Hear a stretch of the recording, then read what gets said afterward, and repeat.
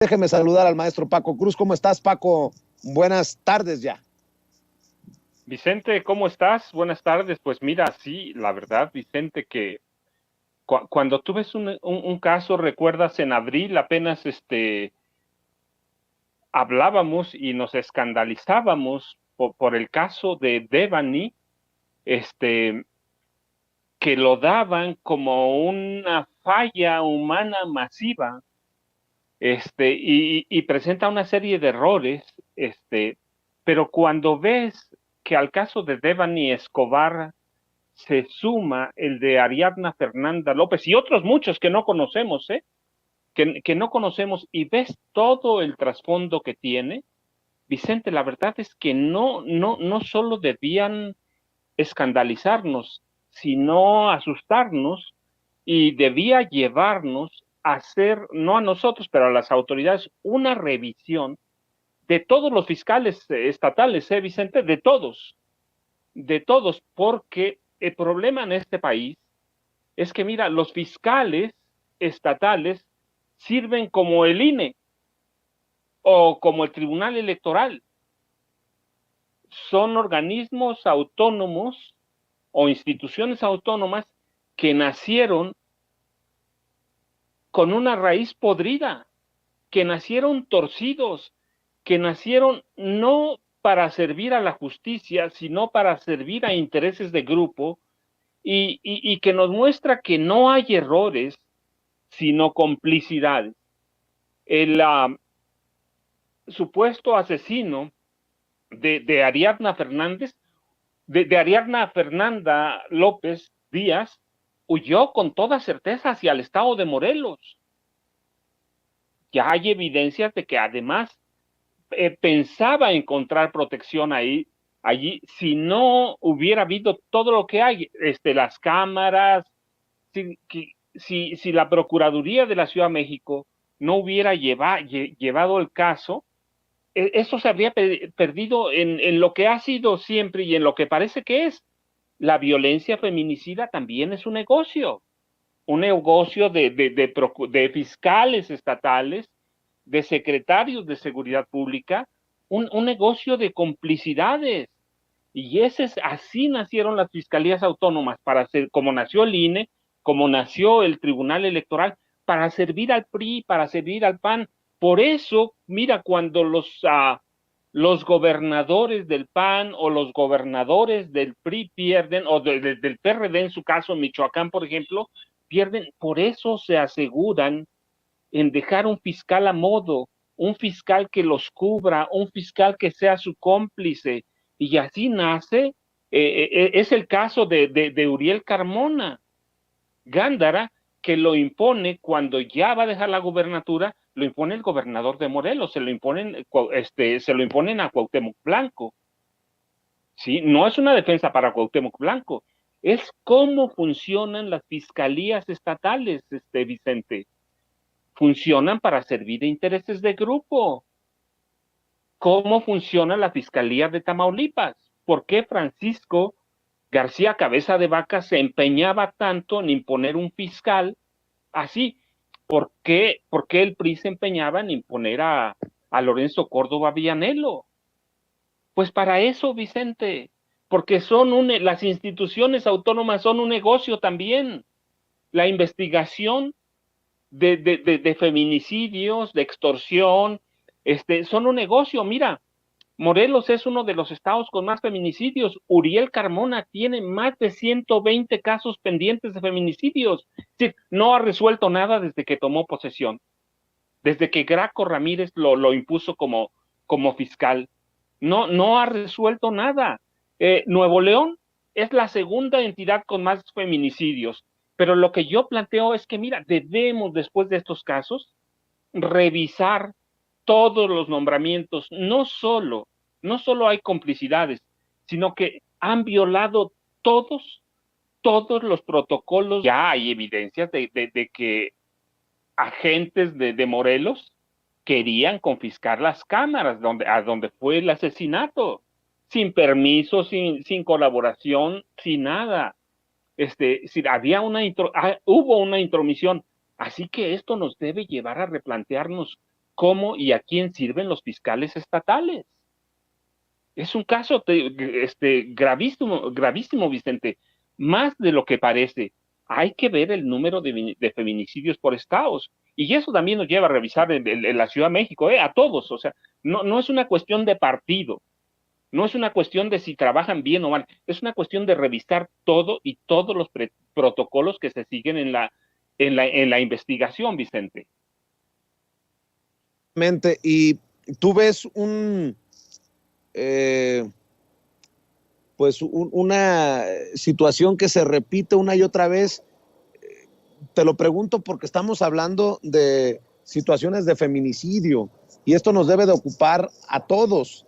Y la gente tiene que entender cómo funciona lo de la Procuración de Justicia, porque un fiscal que hoy está en el puesto, en un gobierno, entre comillas, de la Cuarta Transformación, es un fiscal que viene arrastrando sus intereses y sus nexos con los gobiernos anteriores. Bien mencionabas el de Graco Ramírez, y lo mismo pasa en otros estados.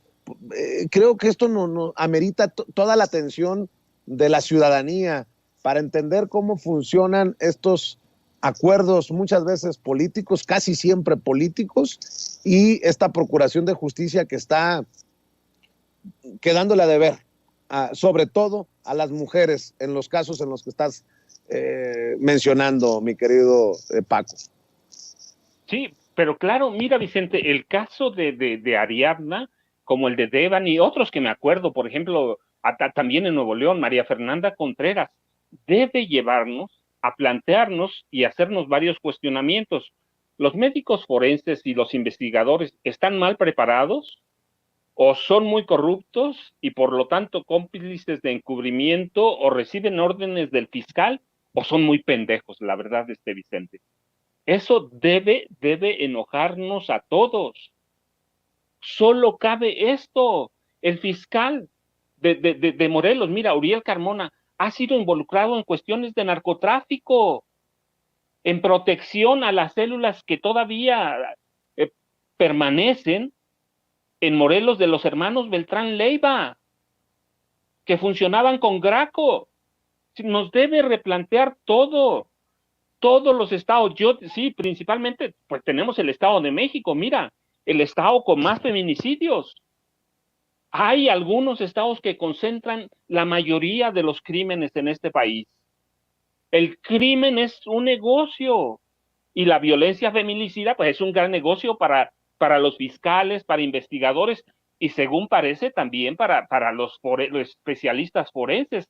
No puede haber tanta disparidad entre una investigación de un forense, fueron a escuelas de medicina en universidades. O son cómplices, o la verdad, Vicente, o cómplices, o mal preparados, o bien pendejos. No se puede tolerar eso. Mira, el fiscal de Morelos, por amor propio, debía renunciar, pero como la justicia, como la fiscalía es un negocio, pues no va a renunciar porque él sirve a los intereses de su patrón. Sus lealtades están no con la ciudadanía de Morelos, como pasa en Nuevo León. ¿Sí? Los fiscales no están al servicio de la ciudadanía, sino de la persona que los impuso. Y eso pasa en Tamaulipas también. ¿Por qué Francisco García Cabeza de Vaca, a Francisco García Cabeza de Vaca le importaba y le urgía imponer y dejar un fiscal carnal, un fiscal a modo? Pues por protección, y a esos intereses sirven, Vicente. Así que urge revisarlos, urge replantearse. Tenemos hoy el caso del INE. Parece que no es lo mismo, pero es lo mismo, Vicente. La autonomía de estos organismos nació torcida. La autonomía es para servir a los grupos que estaban en el poder. ¿Cómo llegan y a quién sirven? Pues así como el INE, como el Tribunal Electoral son un fraude, y ya hemos hablado que la administración de la justicia a través del Tribunal Superior de Justicia o la Suprema Corte, la Judicatura, también tienen que hacer una revisión, Vicente. ¿Por qué hay feminicidios y en tal nivel? Pues porque pueden, porque hay complicidad, porque a los jueces, porque a los fiscales ahora nadie los puede tocar. ¿Sí? Hay porque se puede, porque se podía, porque fue una escuela que se formó en el PRI, que toleró el PAN, que aceptó el PAN como un negocio. Entonces sí urge hacer una revisión, urge revisar estos estados, pero claro, mira este fiscal, pero te digo también el de Tamaulipas y otros, hay que revisarlos a todos, hay que ponerlos en la misma canasta y seguramente algunos se salvarán, ¿sí? Este cuate, mira, Uriel Carmona, Gándara de Morelos, ni siquiera ha pasado los exámenes de control de confianza, ni sus subordinados, y ellos son los que imponen fiscales anticorrupción, ellos son los que imponen a los investigadores. ¿Qué clase de investigación, qué clase de autopsias hicieron? ¿A dónde se prepararon? ¿Quiénes son? Verdaderamente, Vicente, debían más que enojarnos casos como el de Ariadna Fernanda, como el de Devani y como otros muchos. ¿Cuántas familias hay rotas por la corrupción? ¿Cuántas desaparecidas tenemos en este país? Y mira, también hay que aprovecharlo. El movimiento feminista se convirtió en un negocio. Tienen ahí a Morelos y nada, va. Solo cuando salta en los estados controlados por Morena o cuando es contra el presidente. Ahí tienen a Morelos, tenemos el Estado de México, la entidad con más feminicidios, tenemos a Nuevo León, la segunda entidad con más feminicidios. Así que Jalisco está entre ellos también.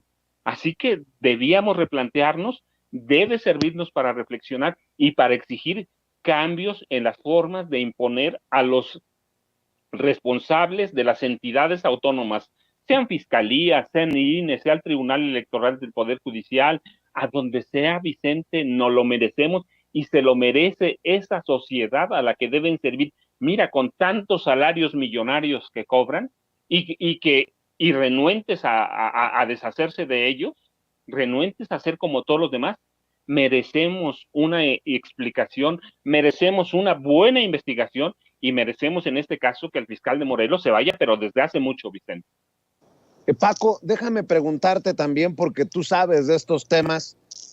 Hace unos días entrevisté a Manuel Espino, el expresidente nacional del PAN, hoy se dice amigo del presidente Andrés Manuel López Obrador y también uno de los acérrimos enemigos de Felipe Calderón. En esa entrevista me reitera que él personalmente le informó a Felipe Calderón de la fichita que era Genaro García Luna. Me dijo, entre otras cosas, de las que recuerdo, que por justicia también debería de terminar tras las rejas Felipe Calderón. Y hoy el presidente Andrés Manuel López Obrador confirmó que sí sabe de una de las denuncias a Calderón o contra Calderón en la Corte Penal Internacional, y de hecho dijo que si Adán Augusto López Hernández, el secretario de Gobernación, habla de investigación a Calderón en la Corte Penal Internacional es porque tiene información. ¿Cómo ves este paso que da el presidente, que da el secretario de Gobernación para ya hablar de una investigación en la Corte Penal Internacional? Adán Augusto, de hecho, dice que hay elementos suficientes contra Calderón. ¿Cómo ves, Paco? No, pero claro, y mira, te complemento lo de Manuel Espino, no porque yo no lo conozco personalmente, pero conozco aquellas declaraciones o aquellos señalamientos que le hizo a Calderón porque fueron públicos. Sí, él le dijo a Calderón y se lo dijo a mandatarios extranjeros, ¿eh? No se quedó callado, lo dijo, ¿sí? García Luna está involucrado en el narcotráfico y así lo hicieron saber en aquellos mandatarios, entre ellos me acuerdo que estaba el de Colombia, sí, claro que lo dijo. Felipe Calderón, Felipe Calderón es un asesino, punto. Sí, es un asesino, está involucrado en problemas de narcotráfico y es cómplice de Genaro García Luna. ¿Por qué? Porque Genaro García Luna, entre otros, pero fue uno de los ejes para hacerlo presidente de la República. Y bueno, lo hizo tanto que Genaro García Luna puso a la Agencia Federal de Investigaciones al servicio de Calderón como candidato. Él controlaba todo. Mira, Felipe compraba las armas y Genaro García Luna y sus secuaces mataban. mataban, desaparecían, torturaban, porque además hay pruebas de eso. Y sí, a Felipe Calderón le aplican crímenes de guerra y crímenes de lesa humanidad, están documentados. Y todo lo que falta, en este país, 72 matanzas en su gobierno, así que le aplican, sí, le aplican crímenes de lesa humanidad y crímenes de guerra. ¿Por qué no declaró la guerra abiertamente? Sí lo hizo de palabra, pero no declaró la guerra formal. Felipe Calderón, a la guerra contra el narcotráfico o contra el crimen organizado, por una razón, Vicente, porque si hubiera declarado abiertamente la guerra, sí, habría tenido que cumplir algunos protocolos internacionales. Si no la declaras, puedes matar, puedes desaparecer, puedes hacer lo que sea, puedes torturar sin rendirle cuentas a nadie. Y ese fue el gobierno de Felipe Calderón en cuanto a la guerra que declaró. Sí, hay crímenes. Él debía estar en la cárcel y debía terminar en la cárcel como Genaro García Luna, y estamos cerca, estamos a unos meses, a un par de meses de comenzar el juicio, pero Felipe Calderón debe estar en la cárcel. Y precisamente sobre Genaro García Luna lo publicó el diario español El País, que Estados Unidos, los fiscales afirman que García Luna siguió colaborando con el cártel de Sinaloa desde la cárcel. El diario español El País revela que Genaro García Luna, exsecretario de Seguridad Pública con Calderón y alto funcionario de seguridad con Vicente Fox, colaboró con el cártel de Sinaloa durante casi 20 años e incluso después de que fue detenido en Estados Unidos en 2019. La información habría sido expuesta por la Fiscalía del Distrito Este de Nueva York en una carta enviada a la Corte para que avance el caso judicial en su contra. Los abogados de García Luna aseguraron que la acusación contra el exfuncionario calderonista es frágil, ya que abandonó la vida pública al concluir el gobierno del entonces presidente Felipe Calderón. Por ello mismo pidieron que se desechen los cargos en su contra bajo el argumento de que ya han prescrito, pero esto cambia el juego, mi querido Paco Cruz.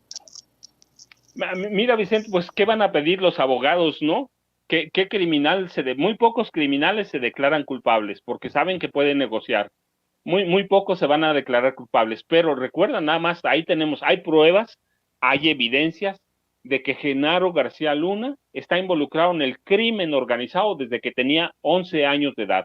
Lo educaron desde los 6 o desde antes, lo educaron agentes o detectives de lo que fue la policía secreta en la Ciudad de México. Con ellos creció, ellos le organizaron su primera banda y desde los 17 años ya era un pequeño jefe, un jefe mafioso. Sí, era un criminal y que llegó al CISEN. Cuando llega en el 89 al CISEN, llega con un objetivo concreto, conformar una hermandad para apoderarse del crimen organizado.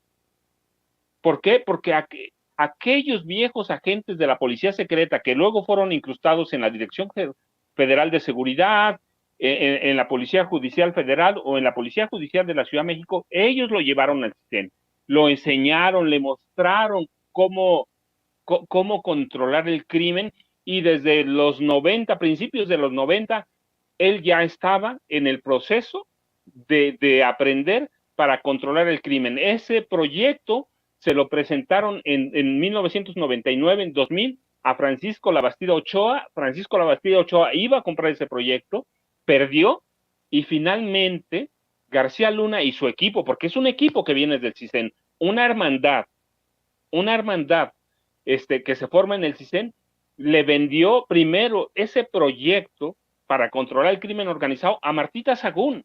La conocían bien, sabían que ella estaba en las artes esotéricas, en todas esas cuestiones del esoterismo, ¿sí? de la adivinación, de la magia.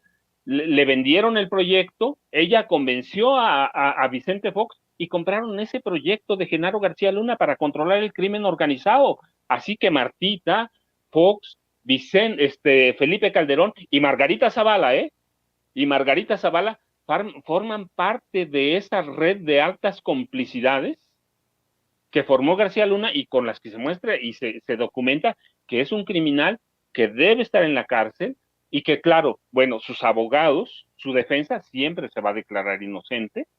Sí, hay muchos intereses en juego, Pero bueno, ya estamos cerca del juicio, Vicente, pero no. Tanto Felipe Calderón Hinojosa como Genaro García Luna deben estar juntos en la cárcel.